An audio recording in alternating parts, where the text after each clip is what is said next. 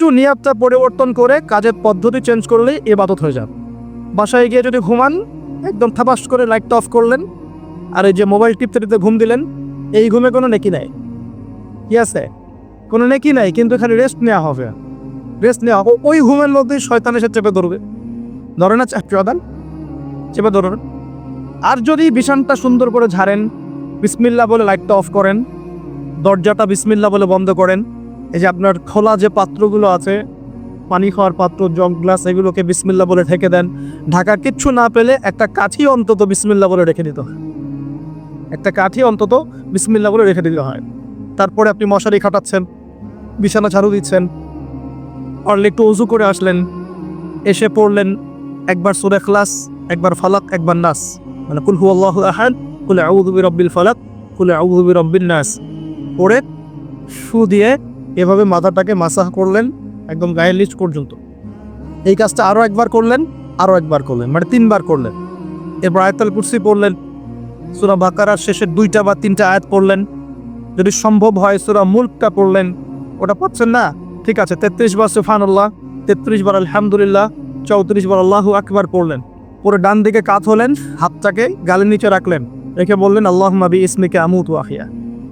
কি বললেন? আল্লাহুম্মা বিইসমিকা আমুতু ওয়া আহইয়া। আজ কিচ্ছু পারেন না, এত কিছুই পারলেন না, শুধু ডান দিকে কাত হয়ে এখানে গালের নিচে হাত রেখে বললেন আল্লাহুম্মা বিইসমিকা আমুতু ওয়া আহইয়া। এখন আপনি 4 ঘন্টা, 4.5 ঘন্টা, 5 ঘন্টা, 6 ঘন্টা ঘুমালেন। এই যে সময়টুকু ঘুমিয়ে আছেন, আপনি বিশ্বাস করেন এই ঘুমানোর কারণে আপনার আমল নামে নেকি লিখা হয়েছে। ঠিক এভাবেই জীবনের প্রত্যেকটা কাজকে ইবাদতে পরিণত করা সম্ভব যদি আমরা একটা সূত্র মেনে চলি। সূত্র হচ্ছে 2টা। কয়টা? 2টা। 1, সেই কাজটা হবে আল্লাহর সন্তুষ্টির জন্যে। কার জন্যে? আল্লাহর সন্তুষ্টির জন্যে। আর 2, সেই কাজটা হতে হবে আমাদের প্রিয় নবী মুহাম্মদুর রাসূলুল্লাহ সাল্লাল্লাহু আলাইহি ওয়াসাল্লামের তরিকা আর সুন্নত মোতাবেক। ব্যাস, শেষ। এভাবে আপনি জীবনের যে কোনো কাজ ইবাদত বানাতে পারেন। ইবাদত। ঘুম থেকে উঠেছেন, ইস্তেঞ্জা করতে যাবেন বাথরুমে, ঢুকলেন, গান গাওয়া শুরু করলেন, সাদা সাদা কালা কালা, হ্যাঁ, গান গায় মানুষ এখন বাথরুমে। মাঝে মাঝে আমরা সফর করি, একটা বাথরুমে ঢুকে দেখি পাশের বাথরুম থেকে গান আসছে। এরকম হয়নি কখনো? ফেস করে না? আচ্ছা, তো কোনো নেকি নাই, নেকি আছে? উল্টা শয়তান ধরবে ওখানে। কি ধরবে? জিন শয়তান ধরবে, কারণ জিন শয়তান ওখানে থাকে। কিন্তু দুষ্ট জিন কোথা থাকে? বাথরুমে থাকে। এই যে আমরা বলি আল্লাহুম্মা ইন্নী আউযু বিকা মিনাল খুবসি ওয়াল খাবাইস, এটা কিন্তু দুষ্ট জিন এবং মহিলা জিন বোঝায় আর কি। ঠিক আছে, এক পুরুষ বচন, এক স্ত্রী বচন। তো তার মানে জিনদের মধ্যেও পুরুষ মহিলা আছে, জিনদের মধ্যে বংশবৃদ্ধি হয়। ঠিক আছে, ইবলিস সম্পর্কে সূরা কাহফে আল্লাহ পাক বলেছেন কানা মিনাল জিনি, সে ছিল জিনদের একজন। ফাসাকা আন আমরি রব্বি, সে তার রবের আদেশ লঙ্ঘন করে ফাসাকি করেছে। ঠিক আছে, তো ওদের মধ্যে বংশবৃদ্ধি হয়। এখন বাথরুমে গিয়ে যদি এগুলো না করে বাম পা দিয়ে ঢোকেন, ঢোকার সময় বলেন বিসমিল্লাহ আল্লাহুম্মা ইন্নী আউযু বিকা মিনাল খুবসি ওয়াল খাবাইস, বসলেন, এবং বাম পায়ে যে পায়ে আমি ব্যথা বলছি, বাম পায়ে ভর দিয়ে বসতে হয়। কোন পায়ে? আচ্ছা, এখন ইংলিশ টয়লেটের মধ্যে এখন বসেন বাম পায়ে ভর দিয়ে, কেমন করে বসবেন বলেন? আমি বলি, কিছু মনে করেন না, আমি বলি কি, আমরা প্রত্যেক দিন নামাজে বলি, সবাই বলি, ইমাম মুক্তাদি সবাই বলি গায়রিল মাগদুবি আলাইহিম ওয়ালাদ-দাল্লিন। মনে আছে? এখানে নবীজিকে প্রশ্ন করা হচ্ছে, ইয়া রাসূলুল্লাহ, মাগদুব কারা, দল্লিন কারা? আমরা যে বলি নামাজে আল্লাহ আমাকে মাগদুবের পথ থেকে বাঁচাও, দল্লিনের পথ থেকে বাঁচাও, ইহদিনাস সিরাতাল মুস্তাকিম, সরল পথ দেখাও। তো ইয়া রাসূলুল্লাহ সাল্লাল্লাহু আলাইহি ওয়াসাল্লাম, এই মাগদুব কারা আর দল্লিন কারা? নবীজি বলছেন, এক বাক্যে বলছেন, শোনো, আল মাগদুব হচ্ছে হুমুল ইহুদি, তারা হচ্ছে ইহুদি জাতি। কারা? ইহুদিরা কোথায় আছে এখন? হ্যাঁ, নামটা পড়ে থাকবে তো। আচ্ছা, ও কিন্তু এখন শক্তিশালী, আর ওরাই কিন্তু দাজ্জালকে অনুসরণ করবে, এটা মাথায় রাখেন। আচ্ছা, আর অনেকদিন বলছি দাজ্জাল বিশ্ব শাসন করবে, মানে কি, বিশ্বের প্রত্যেকটা ডিপার্টমেন্ট শাসন করবে। বিশ্বের প্রত্যেকটা department, politics, economics, finance, world affairs, আপনার মিডিয়া, প্রযুক্তি এবং অস্ত্রশস্ত্র, সব কিছু ওর নখদর্পণে থাকবে। সব কিছু না হলে সে বিশ্ব শাসন করতে পারবে না, সম্ভব না। কেউ যদি বিশ্বের অর্থনীতি নিয়ন্ত্রণ করতে না পারে, সে কি বিশ্ব শাসন করতে পারবে? এই যে শ্রীলঙ্কা কি বিশ্ব শাসন করতে পারবে? পাকিস্তান পারবে? পাকিস্তান কয়দিন পর দেউলিয়া হয়ে যাবে। পাকিস্তান কয়দিন পর কি হবে? দেউলিয়া হয়ে যাবে। হ্যাঁ, ওদেরকে দেখে যদি আমরা শিক্ষা না নেই তাহলে আমাদের কপালও খারাপই আছে। ওইটা বললাম, ওদেরকে দেখে যদি আমরা শিক্ষা না নেই তাহলে আমাদের খরিও তো খারাপ আছে। আল্লাহ হেফাজত করুন বলে আমিন। তো যেটা বলছিলাম, বিশ্ব শাসন করতে হলে বিশ্বের সব ডিপার্টমেন্ট শাসন করতে হবে কি হবে না? হবে। এখন আমরা সূরা ফাতিহায় পড়ি গায়রিল মাগদুবি আলাইহিম, আল্লাহ তুমি আমাদেরকে ইহুদিদের পথ থেকে বাঁচাও। ওয়ালাদ দল্লিন, দল্লিন মানে নবীজি বলছেন হুমুন নাসারা, তারা হলো ওই নাসারা বা খ্রিস্টান জাতি যারা বলে যে আল্লাহর সন্তান আছে। পড়েন আল্লাহ পাকের সন্তান আছে? আমরা কি বলি? লাম ইয়ালিদ, তিনি কাউকে জন্ম দেননি, কারো কাছ থেকে জন্ম। কিন্তু এই যে 200-300 কোটি খ্রিস্টান বলছে যে আল্লাহর সন্তান আছে, নাউযুবিল্লাহ। এই জন্য ওরা দল্লিন, পথভ্রষ্ট। দল্লিন মানে কি? পথভ্রষ্ট। তো নবীজি স্পষ্ট বলছেন যে গায়রিল মাগদুবি আলাইহিম ওয়ালাদ দল্লিন, এখানে মাগদুব আর দল্লিন মানে হচ্ছে, মাগদুব হলো ইহুদিরা গজবপ্রাপ্ত, আর দল্লিন হচ্ছে নাসারা বা খ্রিস্টান। এখন আপনার সাথে আমার কথা, আপনাদের সাথে আমার কথা, আমাদের পলিটিক্স থেকে শুরু করে বাথরুমের কমোড পর্যন্ত, ঠিক আছে, আইন কানুন থেকে শুরু করে আমাদের চেহারা সুরত পর্যন্ত, আমাদের পোশাক পরিচ্ছদ থেকে শুরু করে অর্থনীতি, পরিবার, সবকিছু, এই সবকিছু ওই দুই জাতির অনুসরণে গড়ে উঠেছে। এটাই সবচেয়ে বড় আফসোসের কথা আমাদের, সবচেয়ে বড় আফসোস। বাথরুমটাও নিজের মতো করতে পারলাম না, ঠিক আছে। এই যে দেখবেন কমোডে কি বাম পায়ে ভর দিয়ে বসা যাবে? আচ্ছা, ওইখানে কাপড় কি পবিত্র রাখা যাবে? কিভাবে ইউজ করে আমি এখনো বুঝি না, কেমন করে ইউজ করে, ঠিক আছে। আরো নতুন পদ্ধতি আসছে, এটা শুনলে আরো হাসবে। বিভিন্ন জায়গায় যাওয়া হয়, আলহামদুলিল্লাহ। আল্লাহ বলেছেন সিরু ফিল আরদ, জমিনে বিচরণ করো। আল্লাহ বলেছেন কোরআনে সিরু ফিল আরদ, তোমরা জমিনে ঘুরে দেখো। ফানজুর কাইফা কানা আতিবাতুল মুকাদ্দিবিন, দেখো যে আল্লাহকে যারা মিথ্যা প্রতিপন্ন করেছে, আল্লাহর সাথে সীমা লঙ্ঘন করছে, ওদের কি পরিণত হয়েছে। দেখলাম যে এখন ইংলিশ টয়লেটও গায়ে এখন দিয়ে রাখছে কিছু কিছু বাটি। কি দিয়ে রাখছে? ছোট ছোট টুকরা দেওয়া আছে প্লাস্টিকের, এবং হ্যাঁ সিরামিক্সের মনে হয়। ওইখানে দাঁড়ায় দাঁড়াই করতে হবে। 1 নাম্বার করলে দাঁড়ায় দাঁড়াই করতে হবে, এবং সবগুলো একই মাপের দেওয়া আছে। এখন যদি ব্যক্তির কারো হাইট হয় 6 ফিট, কারো 5 ফিট, কারো 4 ফিট, কারো 2 ফিট, 3 ফিট, এই পার্থক্যে কিভাবে সে মেকআপ করবে আল্লাহ ভালো জানে। এটা কেমন করে ম্যাচ করবে আল্লাহ ভালো জানে। কাউকে টুলের উপর দাঁড়াই করতে হবে, কাউকে নিচু হয়ে করতে হবে, মানে মাপ তো একই। আরও যে কি কি দেখতে হবে আল্লাহ ভালো জানেন। তো প্রিয় ভাইরা, বাথরুম করতে গিয়ে যদি নবী সুন্নাহ মতো করেন, এখান থেকে কথাগুলো আসছে। যদি বাম পা দিয়ে ঢোকেন বা পায়ে ভর দিয়ে বসেন, দেখবেন ইস্তেঞ্জা করেও শান্তি পাচ্ছেন। নবীর প্রতিটা সুন্নত বৈজ্ঞানিক, যে সুন্নত আপনি পালন করবেন আপনি বৈজ্ঞানিক উপকারিতাও পাবেন ইনশাআল্লাহ। এই একটু আগে এক ভাই বলছিল আপনি তো খানি না হুজুর, 1 চামচ কি 1.5 চামচ ভাত খাচ্ছেন, খানি না। আমি বললাম যে আমি কম খাওয়া হুজুর, কারণ নবী সাল্লাল্লাহু আলাইহি ওয়াসাল্লাম কি শিখিয়েছে? তিনি বলেছেন আমরা যা খাই না, তিনি নবী হওয়ার পরে মনে হয় সেটাও খেতে পারেন নাই। বিশ্বাস করছেন না? এরকম 3-3টা মাসের চাঁদ চলে যেত, নবী সাল্লাল্লাহু আলাইহি ওয়াসাল্লামের বাসায় চুলাও জ্বলে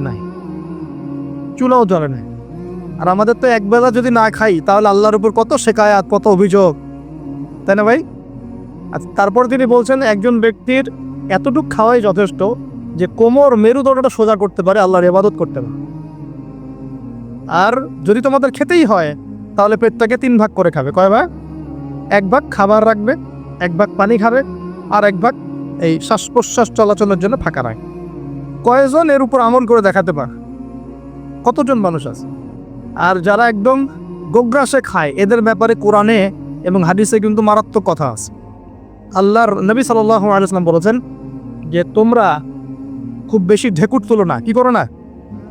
একজন সাহাবী খুব ঢেকুর উঠাত, সাহাবী না আসলে, উনি পাশ দিয়ে যাচ্ছিলেন, খাবার দাবার খেয়ে পাশ দিয়ে যাচ্ছিলেন। নবীজি তার ঢেকুর তোলা দেখে বলছেন যে তোমরা বেশি ঢেকুর তুলবে না, কারণ দুনিয়াতে যে ব্যক্তি বেশি পেট পুড়ে খাবে, কাল কিয়ামতের মাঠে সে সবচেয়ে বেশি ক্ষুধার্ত থাকবে পারে না। খাবেন আপনা, নিজের পেটটাকে 3 ভাগ করবে, 1 ভাগ খাবার, 1 ভাগ কি পানি, আর 1 ভাগ শ্বাস প্রশ্বাসের জন্য ফাঁকা।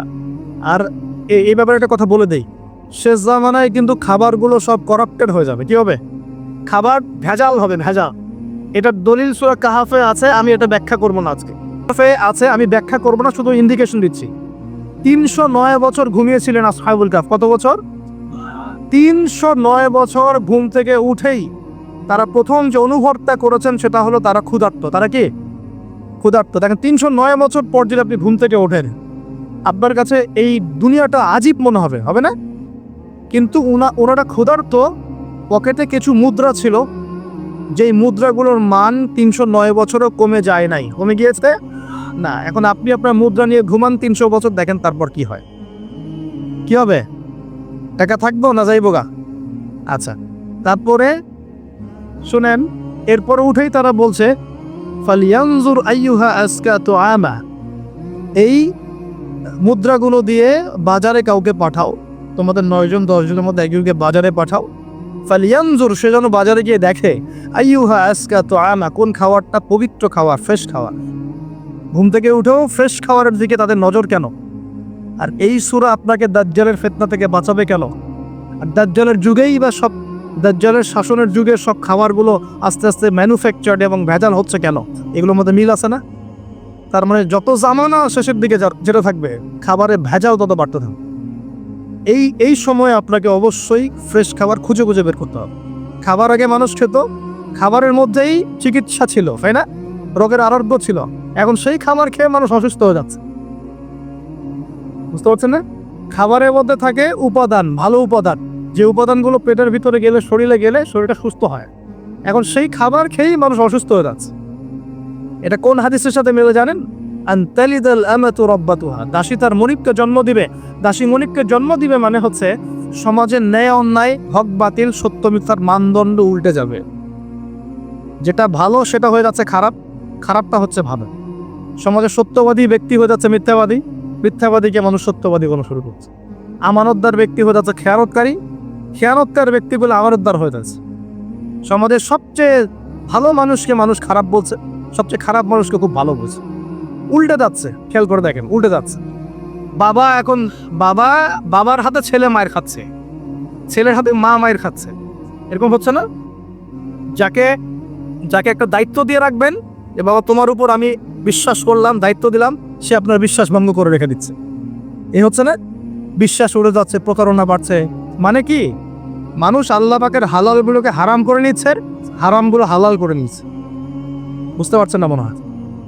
হালালগুলোকে মানুষ আস্তে আস্তে হারাম করতেছে, হারামগুলোকে আস্তে আস্তে হালাল করতেছে। এটা হচ্ছে না? হচ্ছে। খুব খেয়াল করে, এখানে খাবার খেয়ে আপনার উপকার পাওয়ার কথা, খাবার খেয়ে আপনি অসুস্থ হয়ে যাচ্ছে। উল্টা হচ্ছে, উল্টা চলতেছে দুনিয়া। দুনিয়া কি চলছে? উল্টা। ছেলে পড়ছে মেয়ের পোশাক, মেয়ে পড়ছে ছেলের পোশাক।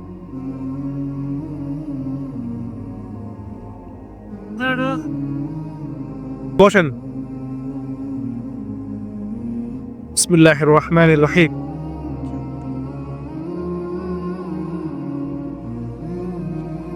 আল্লাহ পাকের শুকরিয়া আদায় করি, বলি আলহামদুলিল্লাহ।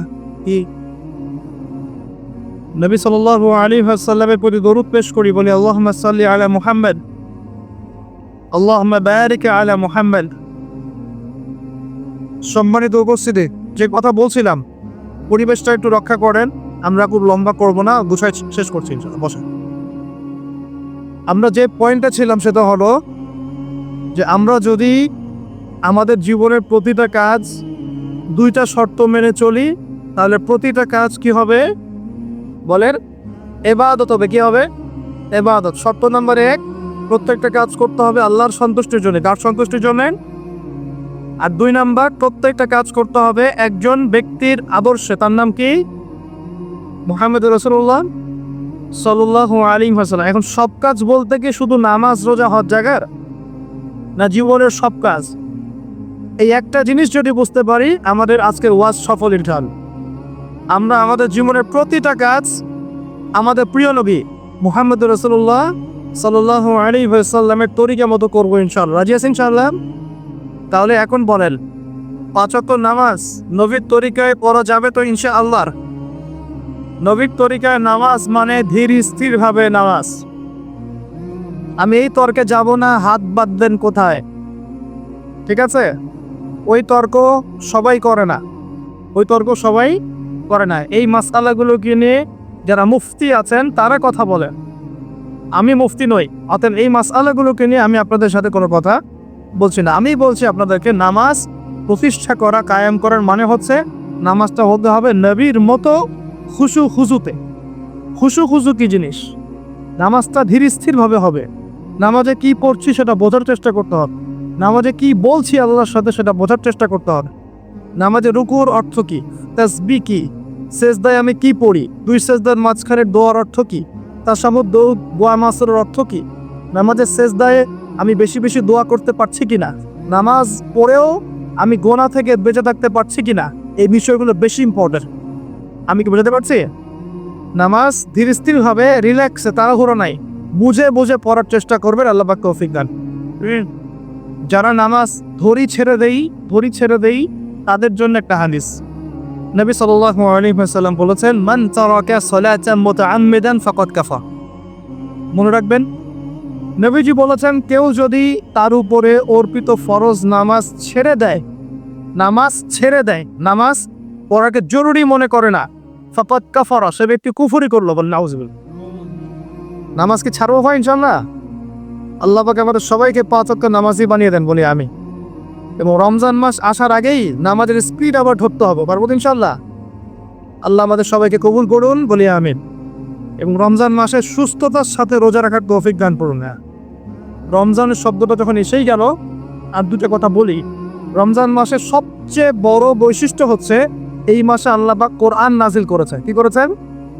এখন সারা বিশ্ব জুড়ে একটা ইস্যু চলছে না, কোরআন ইস্যু, কোরআন কুড়িয়ে দেয় ইস্যু, মনে আছে? যে কোরআন কুড়িয়ে দিয়েছে, আমার দৃষ্টিতে তার চেয়ে বড় অধম সেই ব্যক্তি যে মুসলিম পরিবারে জন্মগ্রহণ করেও কোরআন তেলাওয়াত করা শেখেন। হয়তো আমার কথা বুঝতে পারছেন। কোরআন একজন পুড়িয়ে দিয়েছে, যদি আমার ক্ষমতা থাকতো ওর গর্দান নামাই দিতাম, কিন্তু তার চেয়েও বড় অপরাধী আমার কাছে আছে, আমাদের চোখে আছে। কে?